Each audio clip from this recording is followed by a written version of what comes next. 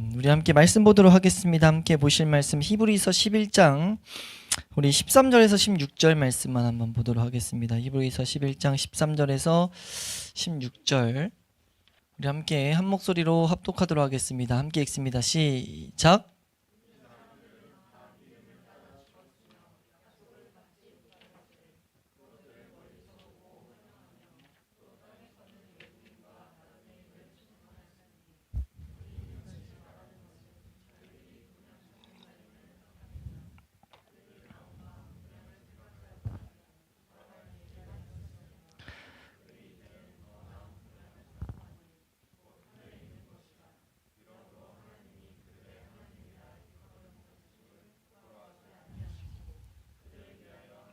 아멘.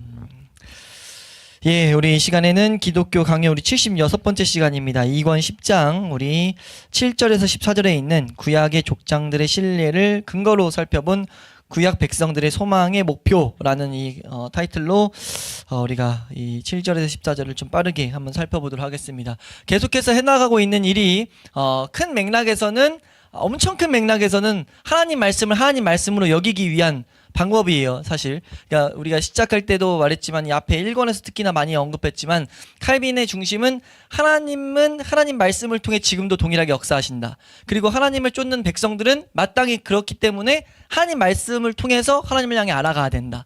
라는 것. 그래서 하나님을 아는 지식이 우리 알게 되고 이로부터 시작했잖아요, 1권에. 근데 이제 이거에 있어서 쭉 설명을 해나갔고 2권에 있어서 우리가 이 세상 살아가는 동안 이 세상에서 그리스도를 향해 계속 다름박질해야 되는데 이 말씀을 통해 그리스도를 향해 다름박질해야 되는데 그 중에 탁월하게 사용되는 것이 어떻게 보면 율법이다 라고 이제 가르쳤다라고 봐도 무방해요. 그러니까 우리가 이 세상에서 그리스도께 계속 시선을 두게 하는 방법이 율법에 있다 라는 것들을 우리는 동의한단 말이에요. 근데 이제 이것을 반대하는, 이것을 공격하는 이제 마귀의 공격 중에 가장 탁월하게 이제 교회사 안에서 공격을 이제 잘 이루어졌던 부분이 구약 자체의 권위를 떨어뜨려 버리면 됐단 말이에요. 그래서 구약 자체의 권위를 떨어뜨리고자 하는 이런 거짓 가르침이 교회 안에 꽤 많았다라는 것. 그래서 우리 저번 시간에 이 가운데 등장했던 제세레파라든지 세르베투스라는 사람들의 특징을 간단히 언급했었죠. 그래서 그들이 하는 공통적인 특징은 구약에 있는 권위를 한 팀은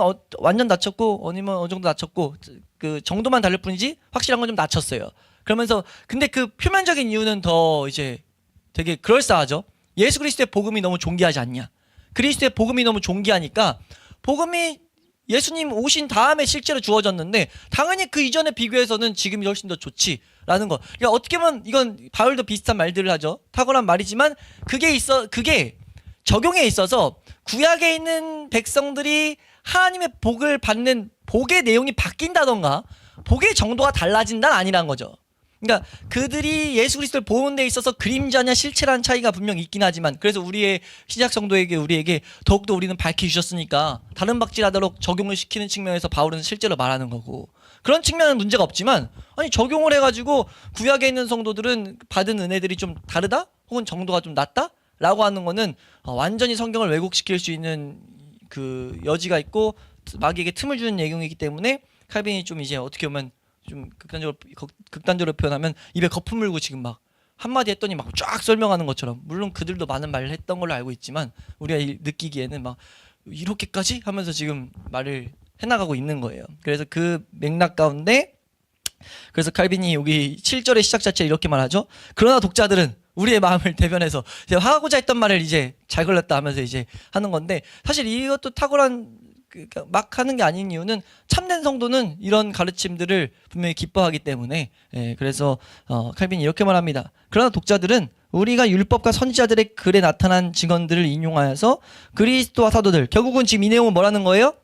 사도들과 예수 그리스도와 사도들의 가르침에 그 위에 쓰기 위한 지금 몸부림입니다. 그러니까 우리는 사도들과 그리스도의 터 위에 교회가 지어진다는 그 원리를 항상 기억해야 되죠. 여기서 그 언급을 합니다. 사도들과 그리스도와 사도들의 말씀처럼 영적 언약이 족장들에게도 공통적으로도 주어졌다는 사실을 증명해 주기를 바랄 것이다. 그래서 사실 여기 주제는 그 증명에 대한 내용, 그 주어진 영적 상급이 공통적인 내용이다. 핵심은 간단히만 말하면 영적, 내세적인 영원한 생명을 바라보게 했다. 구약 백성들도. 신약 백성들도 결국은 내세 영원한 생명. 전혀 다르지 않다. 라는 것들을 이제 설명하고 있습니다. 그래서 거기서 좀 중요한 7절에서 중요한 하나의 대목은 이제 딱 두 번째 문단에 우리 사실 신앙인들의 중요한 성경관이 돼야 되죠. 예, 우리 네 번째 줄 나는 하나님의 말씀에서 하나님의 말씀에 생명력이 있어서 여기부터 문단 마지막까지 한번 읽겠습니다. 시작.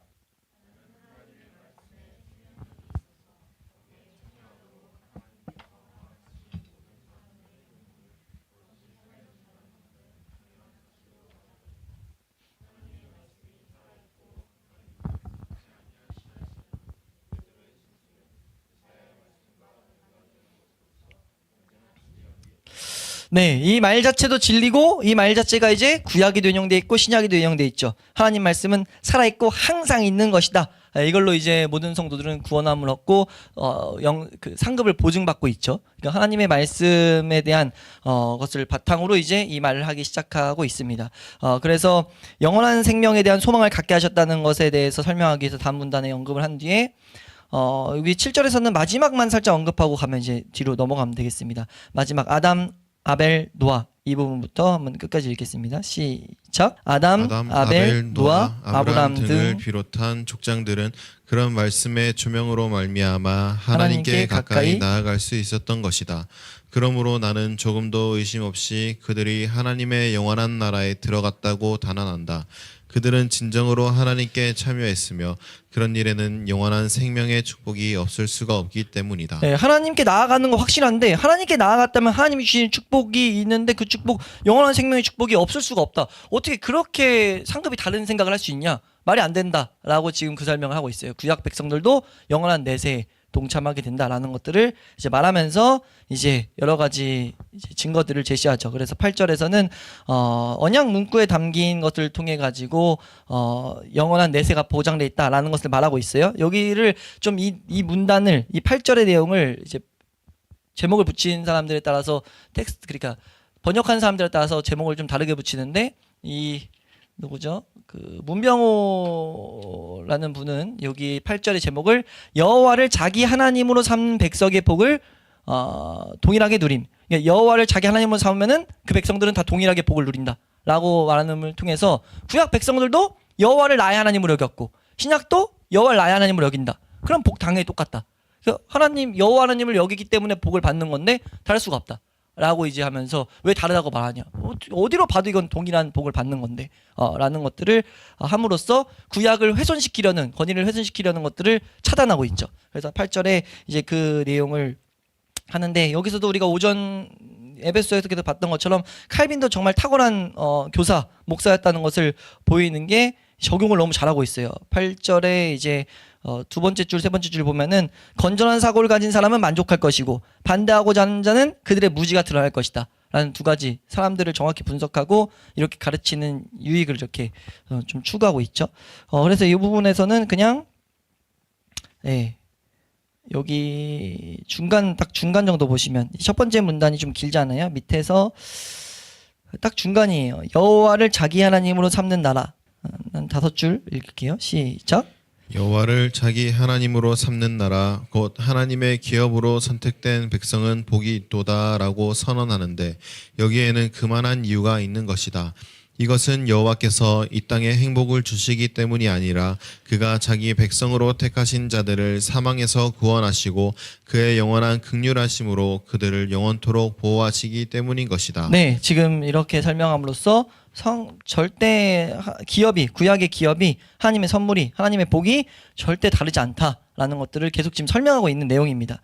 우리 9절로 넘어가셔서 9절 지금 여기서 하나 염두해야 될 것은 저도 읽으면서 혼란을 잠깐 겪었던 게 중요한 게 중간중간 그런 표현이 나와요. 이 구약이 그래도 예수 그리스도로만 온전한 의를 얻었다라는 것. 그 내용이 살짝만 언급돼서 텍스트가 이제 살짝 혼란스러울 경우가 있을 수도 있는데 뒤까지 넘어가면 혼란이 안 됩니다. 이게 이제 이 다음 묶음에서 나오거든요. 다음 묶음에서는 예수 그리스도의 의로 말미암아 구약 백성도 의로움을 얻었다라는 것들을 어떻게 해석해야 되는지를 말하는데 여기선 지금 말하고 있는 게 그게 아니고 상급 기업이 똑같다. 영원한 생명. 그거에 대해서 지금 설명을 계속 하고 있는 거예요. 그래서 9절에서는 하나님의 축복이 죽음을 초월한다 라고 해서 이거는 축복을 받으면 죽음을 초월한다 저도 보자마자 이제 직관적으로 그렇게 해석했었는데 그게 아니라 이 문맥에서 이 지금 이 단락에서 말하는 것은 구약 백성도 역시 죽음 후에도 계속되는 영원한 복을 소망했다라는 것을 이 단락에서 말하고 있어요. 그러니까 구약 백성도 죽음 후에 영원한 복을 소망했지. 저번 시간에 말씀드렸죠. 우리 제세레파라든지 세르베투스에서 주장한 내용이 구약은 이 세상의 복들을 원했다라고 이제 말하는 사람들이 있었다는 거예요. 하나님의 이 세상에서 주시는 복들. 근데 아니라는 거죠. 그래서 우리는 예수 그리스도를 통해서 더 하나님 나라를 본다 이런 식으로 연결을 자꾸 하려고 그러는데 그거 아니라는 거예요. 구약도 영원한 이 죽음 이후의 세상을 이제 바라봤다. 영원한 복을 소망했다라는 걸 지금 이 단락에서 쭉 설명하고 있습니다. 그래서 이거는 마지막 부분 535페이지 밑에서 5번째 줄 이 증거로 인하여 사두개인들 여기 한번 읽으시고 설명 간단히 드릴게요. 네, 읽겠습니다. 시작. 이 증거로 인해서 사두개인들은 모세가 죽은 자의 부활을 증언한 사실조차도 부인하지 못했다. 그들은 모세로부터 모든 성도들이 여호와의 수중에 있다는 사실을 가르침 받았기 때문이다. 이로보건대 생명과 사망의 심판자이신 하나님께서 그의 보호와 보살피심과 인도하심 속에 받아들이신 자들은 심지어 죽는다 해도 결코 소멸되는 것이 아니라는 결론을 쉽게 얻을 수 있는 것이다. 네, 지금 이 말이 무슨 이제 이 증거가 뭐냐면요. 마태복음 22장 32절인데요. 특별히 하나님은 살아계신 자의 하나님인 것을 강조하는데 하나님께서 자신을 소개할 때 자꾸 뭐라고 말하죠? 그 족장들에게 시대 보면은 야곱 시대에 나는 아브라함과 이삭과 야곱의 하나님이다 라고 말해요.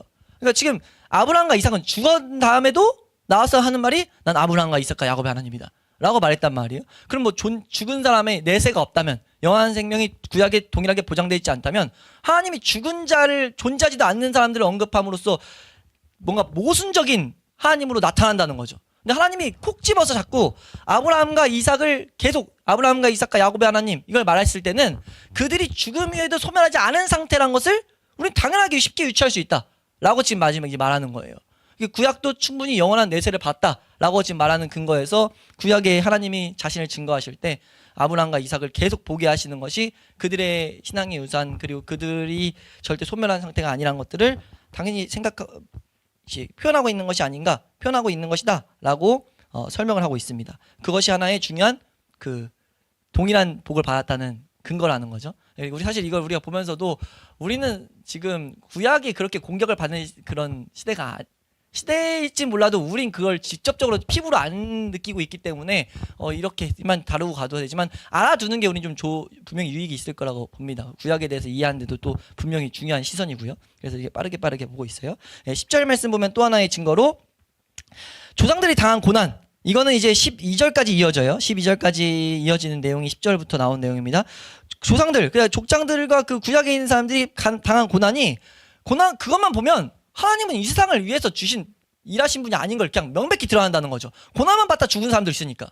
고난만 받다 죽었는데 그럼 하나님이 이 세상에서 복을 주시는 분이면 아무리 생각해도 100번 양보해서 이렇게 말하는 사람이 있다는 거예요. 중간에 그런 말이 나와요. 그래도 그 과정 가운데도 기쁨이 종종 있었고 하나님 역사를 맛봤으니까 이렇게 있었겠지. 하지만 그러면서 이제 칼빈이 딱 콕 집어 말하죠. 뭐라고 말하냐면 여기 537페이지에 나오는데 불행을 겪지 않고 이 세상에서 갖가지 혜택을 고요히 누리는 사람이 가장 행복한 사람인데 그것이 행복한 삶인데 무슨 말이냐면 고난 없이 그냥 고요히 행복한 기쁜 것들을 누리는 게 행복 아니냐는 거죠. 고난이 굳이 있어야 되냐는 거예요. 하나님이 역사하셨다면. 그러니까 그렇게 해석하는 건 말도 안 된다는 거죠.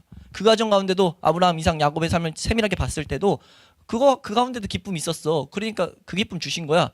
라고 하는 건 말도 안 된다는 거예요. 그들은 분명히 뭘 증거하느냐라고 했을 때 이 10절에서 말하는 게 우리 세 번째 줄 그 내용을 지금 말하는 게 이게 여기입니다. 세 번째 줄 마지막 오른쪽 첫째로부터 세 줄만 읽겠습니다. 시작. 첫째로 하나님께서 그들에게 명하신 삶의 방식은 계속적인 훈련의 의미를 지니는 것이다. 그들은 그런 훈련을 통해서 만일 이 세상의 삶에서만 행복하다면 자기들이야말로 모든 사람 중에서 가장 비참한 자들이라는 것을 각성하였다. 네, 그들이 만약 이 세상만을 위해서 사는 사람이었으면 그 사람들도 자각했을 게 뭐냐면 난 진짜 비참한 자다. 근데 그렇게 안 생각했다는 거죠. 왜요? 그들도 분명히 영원한 생명을 소망했기 때문에. 근데 이거 사실 이건 우리에게도 좀 접목되는 부분이죠. 칼빈이 말하는 중요한 주제 중에 칼빈이 성경을 해석하는 중요한 주제 중에 하나가 크리스찬들은 뭡니까? 이 세상에 안주한 자들이 아니에요. 크리스찬들은 이 세상 나그네된 자들입니다. 이 세상을 심지어 어디까지 표현하냐면 멸시한 자리까지 가야 된다고 그래요. 그러니까 왜냐하면 소망을 귀한 걸 보면 볼수록 멸시할 수 있다는 거죠. 그래서 그걸 제일 그렇게 그림으로 그려놓은 비유가 그 밭에 감추인 보화잖아요. 보화가 만약 발견됐을 때 그게 막 우리 쉽게 세속적으로 생각했을 때 막 수천억의 그 가치가 있어요. 근데 이거 땅의 가치는 지금 뭐 10억밖에 안 해. 10억이 작은 돈은 아니지만 너무 큰 돈인데 지금 이 안에 수천억인 게 너무 확정됐어. 이 땅 가지면 이 땅 안에 있는 거 다 가지라고 만약 저기 있는 다이아몬드 강산에서 뭐 캐면 가지라고 하는 그런 원리처럼 이 땅 안에 있는 것들은 다 자기 거다라고 말을 해놨어요. 근데 발견했더니 천억 가치야. 그럼 그 사람이 땅 팔고 집 팔고 다 팔아서 그거 사는데 아까워하겠냐는 거예요. 이거 다 이런 개념이 오잖아요. 그게 이제 우리가 신약의 백성들이 하나님의 나라를 발견할 때 점차 더욱더 이 세상의 것들을 이렇게 멸시하게 되는 그 시선을 갖게 되는 것이 이제 그 원리인데 그것이 구약에도 있었다는 거죠. 구약에 있는 그 아브라함, 이삭, 야곱도 그런 시선을 가지고 이 세상에서의 고난을 기쁨으로 여겼다라는 것들을 이제 10절, 11절, 12절에 이제 이 내용을 말합니다. 그래서 이건 그렇게 생각하시면서 읽으면 그냥 탁월하게 칼빈이 그 아브라함, 이삭, 야곱의 삶에 대해서 성경적으로 이제 설명을 해놓고 있어요. 그래서 그 설명을 하고 539페이지로 가셔서 539페이지 마지막 결론이 이제 나오죠. 539페이지 밑에서 세 번째 줄 우리 13절 말고 그 바로 위에 12절 밑에서 세 번째 줄 자신이 이 땅에서 비참한 생활을 읽겠습니다. 시작. 자신이 이 땅에서 비참한 생활을 했음을 진실로 고백한 것이거나 둘 중에 하나인 것이다. 만일 그의 이런 단언이 옳다면 그는 결국 이 땅의 것들에 대하여 소망을 둔 것이 아니었다는 결론이 나오는 것이다. 네, 지금 야곱이 자신의 삶에 대해서 이렇게 막 창세기 47장 9절에 나오거든요. 자기는 험악한 세월을 보냈다. 이런 표현이 나와요. 이게 진실로 고백한 내용이라는 거죠. 이게 둘 중에 하나일 텐데 은혜에 대해서 배은망덕하던가 하나님 분명 은혜 주신 것들에 대해서 배은망덕하던가 아니면 진실대로 진짜 험난한 생활이었어 라고 말하는 건데 이건 후자라는 거예요. 험난한 세월이었다고 그냥 진실된 고백이라는 거죠. 그럼 그건 뭐예요? 그렇게 살았음에도 뭐예요? 이 세상에 소망을 두지 않았기 때문에 야곱은 죽으면서까지 하나님의 구원을 바랍니다. 이런 표현들이 나오거든요. 그리고 이 47장 9절 말씀 보면은 바로 애굽 왕에게 말할 때 이제 나는 나그네로서 살았다. 이런 표현들이 나오는데 이게 다 상징적으로 지금 우리에게 분명히 메시지를 던지고 있다라는 것. 이 구약의 백성들도 철저히 우리와 동일하게 성도의 삶을 살았다는 것을 보였다는 거죠. 뭐임에도 불구하고요. 그림자인 예수 그리스도를 봤음에도 불구하고 우리는 예수 그리스도를 그러니까 아는 지식 우리에게 좀 접목시켜 보면은 우리는 예수 그리스도 아는 지식을 더욱더 뚜렷하게 알 수 있는데 나가로서 살지 않게 되면 사실 이건 문제 있는 거죠. 참된 성도라고 성도의 삶을 지금 우리가 살아내고 있다고 평가할 수 없는 거죠. 우리 참된 성도의 가장 중요한 표지는 이 세상에서 계속해서 나그네된 삶이잖아요. 근데 이제 그것들을 우리 좀 생각해 볼 필요가 있다. 그래서 540페이지 넘어가시면요. 540페이지 두 번째 문단 위에도 좋지만 두 번째 문단 보겠습니다. 본문이 나오죠. 그래서 오늘 본문이 여기서 있는 내용을 읽은 겁니다. 본문은 그냥 생각하시면 딱 지금 이 설명을 설명하는 거니까 히브리서에서 아예 그냥 성경에 설명하잖아요. 그들도 장차 올 본향을 바라고 있었다. 그래서 우리 두 번째 문단 그들이 바라본 것이 다른 것이 아니라 함께 읽습니다. 시작. 그들이 바라본 것이 다른 것이 아니라 바로 이 땅에서 이루어질 소망이었다면 이루어지지도 않는 약속들을 계속해서 바라본 그들의 처사는 정말이지 목석보다도 더 어리석은 짓이었을 것이다. 바울은 무엇보다도 그들이 이 땅의 삶을 나그네 길로 부르고 있음을 지적하는데 이는 모세도 그렇게 기록하고 있다. 여기까지 그렇게 말하죠. 그래서 결론입니다. 14절 죽음 이후에 이 쭉 나눈 내용의 핵심은 그냥 그들도 영생의 삶이 목표였다라는 걸 우리는 분명히 알아야 된다. 541페이지 위에 그는 마지막 숨을 거두면서 잠깐 언급했던 내용이 나옵니다. 읽겠습니다. 네 줄만 읽겠습니다. 시작. 그는 마지막 숨을 거두면서 다음과 같이 자신의 의도를 밝혔다. 여호와여 나는 주의 구원을 기다리나이다. 야곱이 죽음이야말로 새 생명의 시작이라는 것을 깨닫고 있지 않았다면 자기가 죽어가고 있다는 것을 알고 있는 상황에서 대체 무슨 구원을 더 기다릴 수 있었단 말인가? 네, 이런 성경의 해석으로 말미암아 제세례파라든지 그 당시에 있었던 거짓 그 가르침들을 아예 말할 것도 없게 우리가 성경을 본다면 성경이 이렇게 분명히 증거하고 있는데 왜 그런 그 사람이 보기에 달콤한 그런 교리들을 자꾸 만들어내는지를 책망하면서 그것들이 교회 안에 들어오지 못하게 이렇게 이 책을 써서 가르치고 전파하는 일들을 칼빈은 한 거예요. 우리가 지금 이 내용 가운데 좀 전에 잠깐 말씀드렸지만 사실 이 단락을 통해서 우리가 가져야 될 결론은 이 구약의 백성들 이건 너무 동의되는 내용이잖아요. 이 지금 우리가 이 주장하는 내용들의 그 가르침들을 반박할 필요도 없고 왜냐하면 성경에 대해서 지금 말했기 때문에 우리가 보는 시선대로 동일하게 보는 지금 관점이어서 그렇기 때문에 지금 우리가 이걸 동의한다 쳤을 때 우린 분명히 결론을 좀 전에 말한 결론을 잘 새겨야 된다는 거죠. 구약이 진짜 이렇게 구약에 있는 백성들도 고난의 훈련들을 열심히 받았고 그 훈련을 통해서 정말 하나님의 열매들을 봤는데 이들은 그림자였다는 거예요.